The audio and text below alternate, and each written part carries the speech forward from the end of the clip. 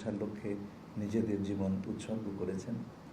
এই আন্দোলনের প্রতিটি শহীদ তাদের অসীম সাহস, নির্ভীক দৃষ্টিভঙ্গি ও দেশপ্রেমের মাধ্যমে আমাদের জন্য এক অনন্য দৃষ্টান্ত স্থাপন করে গেছেন।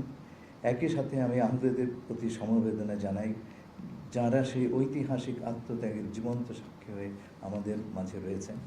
তাদের ত্যাগ, সাহস ও অদম্য মনোবল দেশ ও মানুষের কল্যাণে আত্মোৎসর্গের আদর্শে উদ্বুদ্ধ হতে প্রজন্ম থেকে প্রজন্মান্তরে আমাদের সবাইকে অনুপ্রেরণা জুগিয়ে যাবে।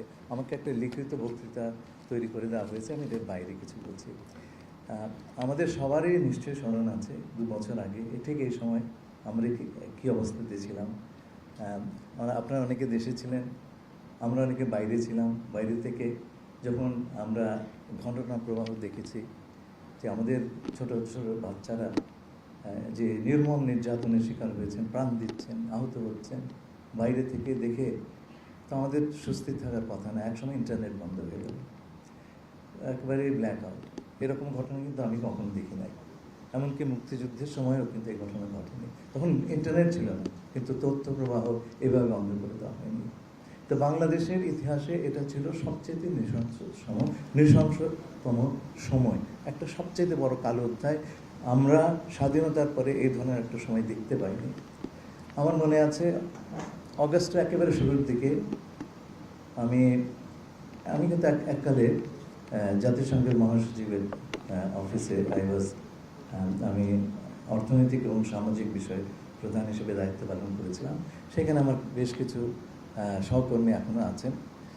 তো 1 আগস্ট আমি ইমোশনালি এতটাই কাতর হয়ে পড়েছিলাম, I decided that let me call up the office of the secretary general. কারণ বাংলাদেশে এই ধরনের একটা ভয়াবহ মানবাধিকার লঙ্ঘনের বিষয়টি তিনি উপেক্ষা করতে পারেন না। তাকে সেই জিনিসটা আমরা তাকে সেই কথাটি বলেছি। এবং আমার ধারণা তিনি যে নিশ্চুপ হয়ে বসেছিলেন তা নয়। এবং আমরা কিছুকাল পরেই দেখি যে অন্তত কিছু কিছু বাহিনীর ক্ষেত্রে গুলিবর্ষণ বন্ধ হয়েছে। এবং আমার ধারণা আমাদের যে পরিবর্তনের পালাটুকু ত্বরান্বিত হয়, তার সম্ভবত একটা ভূমিকা ছিল।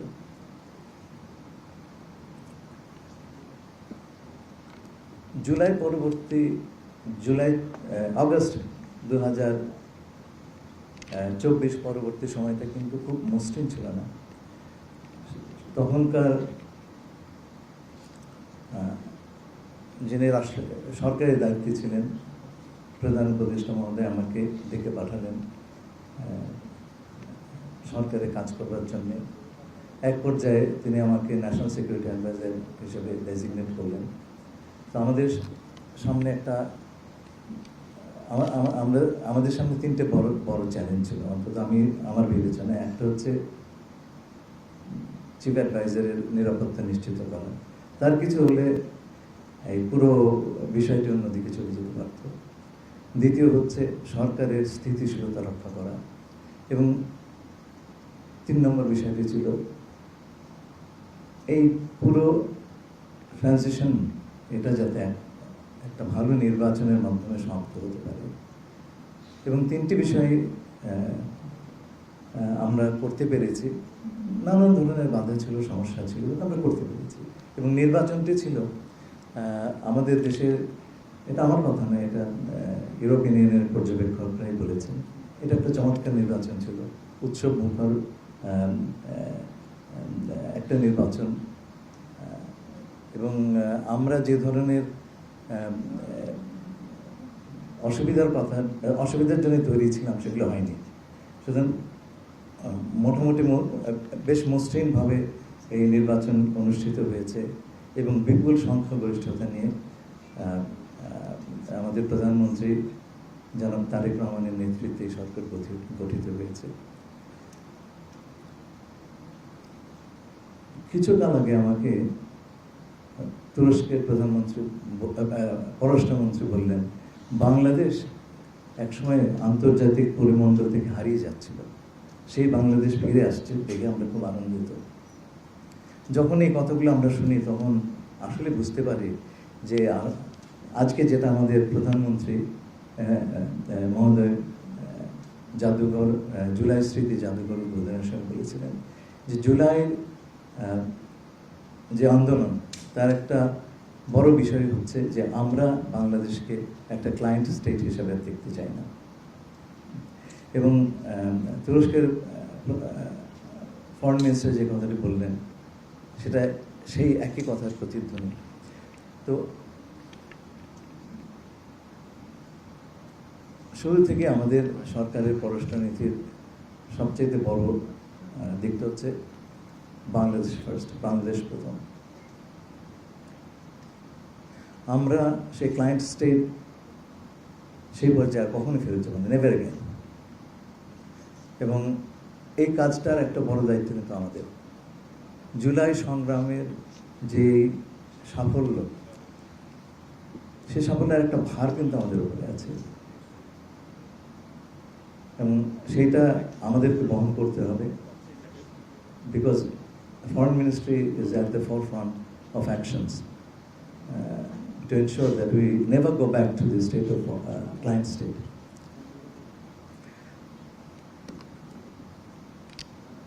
একই সঙ্গে আমাদের বিবেচনায় রাখতে হবে যেটা আমাদের রেক্টর মহোদয় বললেন যে আমরা একটা কমপ্লেক্স ইন্টারন্যাশনাল অ্যান্ড রিজিয়নাল সিচুয়েশনের মধ্যে আছি। মাল্টিল্যাটারালিজম আমরা দেখছি ক্রমশই বড় বড় আঘাতের সামনে। ইউনিল্যাটারাল অ্যাকশনস বিশ্বের বিভিন্ন জায়গায় এখনো চলমান, আমরা দেখতে পাচ্ছি সেটা। নিয়ম ভিত্তিক রুল বেসড যে অর্ডারটা দ্বিতীয় বিশ্বযুদ্ধোত্তর কালে প্রতিষ্ঠিত হয়েছিল সেটার ভাঙন আমরা সব জায়গাতেই দেখতে পাচ্ছি। তো এই ধরনের এছাড়াও বিভিন্ন শক্তির উত্থান হয়েছে।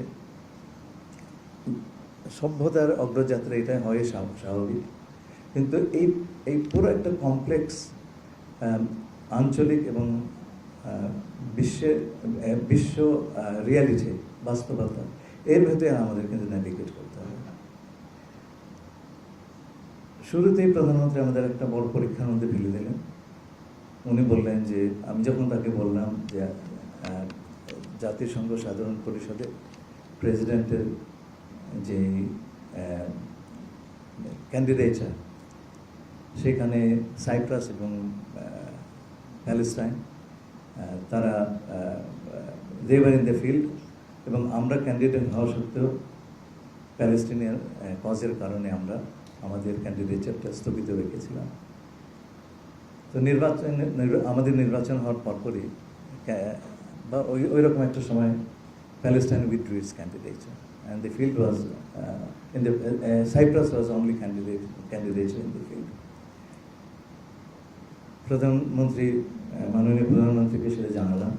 উনি বললেন না, আমাদের এখানে প্রার্থীটা আমরা চালু করব এবং আমাকে আপনি প্রার্থী হবেন। বললেন, this is you are giving us an impossible mission. উনি বললেন, ইম্পসিবল মিশনের জন্য ফরেন অফিস।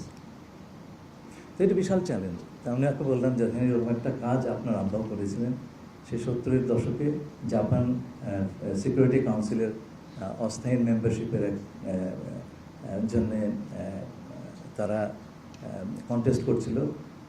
তখন তিনি আমাদের সেই সময়কার জাতিসংঘের স্থায়ী প্রতিনিধি, বিখ্যাত একজন কূটনীতিবিদ, KM Kaiser, he was a personal friend of Chou En Lai, তাকে বললেন যে আমরা বাংলাদেশ দাঁড়াচ্ছি এবং আপনাকে জিততে হবে।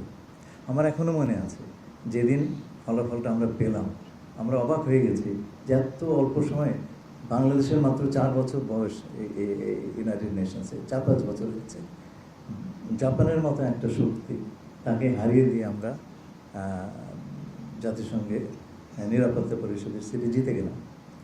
ওই কথাটা মনে ছিল। উনি আপনাদের তখন হয়েছে, এখনও হবে। এইখানে আপনারা অনেকে উপস্থিত আছেন যারা এই নির্বাচনের জন্য নিরলস পরিশ্রম করেছেন। আমাদের রেক্টর মহোদয় সপ্তাহের পর সপ্তাহে নিউ ইয়র্কে যে কঠিন পরিশ্রম করেছেন, নিউ ইয়র্কের টিম এবং এখানে আপনারা যারা আছেন, বাংলাদেশের প্রতিটি দূতাবাসে প্রত্যেকটি ডিপ্লোম্যাট, তারা যে বিপুল পরিমাণ কাজ করেছেন, সেইটা ছাড়া আমরা এই নির্বাচনে জয়ী হতে পারতাম না। Foreign ministry passed its first test, it was a very severe test. সুতরাং আমরা পারব।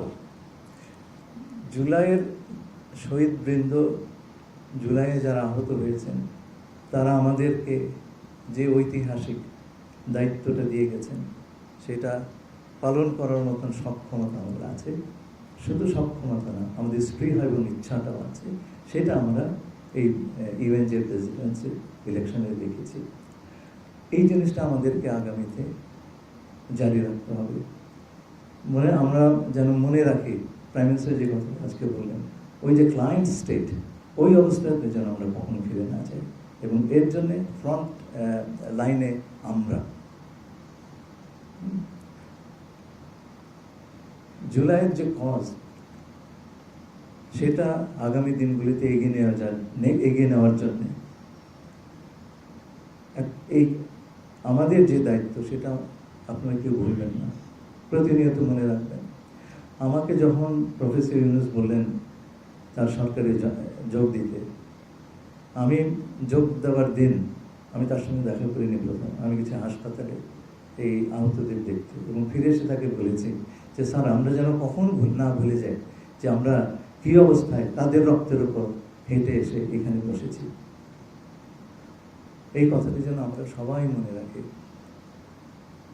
আমাদের এই ছেলে মেয়েগুলো, দুরন্ত ছেলে মেয়েগুলো, প্রবল একটা লড়াইয়ে একটা ভয়াবহ দানবের হাত থেকে দেশটাকে ছিনিয়ে এনে আমাদের হাতে দিয়েছে।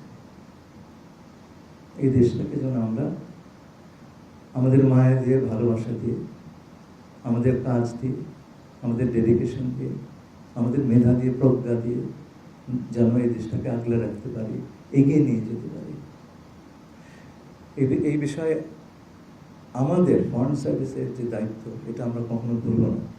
এবং আপনারা প্রতিটি মুহূর্তে এই কথাটি মনে রাখবেন যে এটা আমাদের হাতে একটা বড় ধরনের দায়িত্বভার এই শহীদরা দিয়ে গেছে।